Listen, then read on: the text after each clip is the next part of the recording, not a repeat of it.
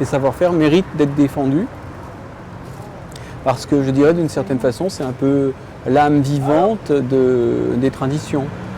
Et qu'à l'heure actuelle, on est en pleine globalisation, en pleine mondialisation des pratiques. Et on donne les mêmes ressources techniques et matérielles à tout le monde autour de la planète. On utilise tous les mêmes types de logiciels, des Microsoft Word, des choses comme ça.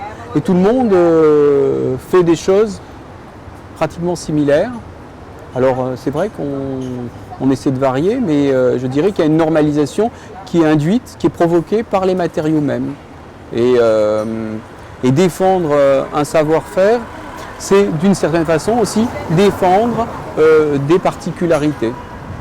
Et je dirais qu'il faut défendre les particularités pour une raison simple, c'est que face aux crises, face à certains effondrements techniques, financiers ou autres, où il va y avoir une pénurie dans tel ou tel matériau qui va être globalisé, si on a perdu les savoir-faire et la maîtrise de certaines alternatives techniques ou même mentales, dans des ressources, je dirais, de connaissances, eh ben on résiste bien moins.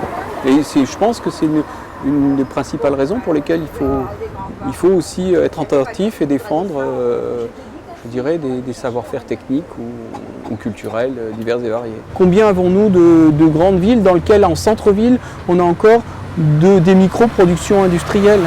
Les avoir encore en centre-ville, je dirais, ça doit être protégé bien plus que n'importe quelle œuvre d'art.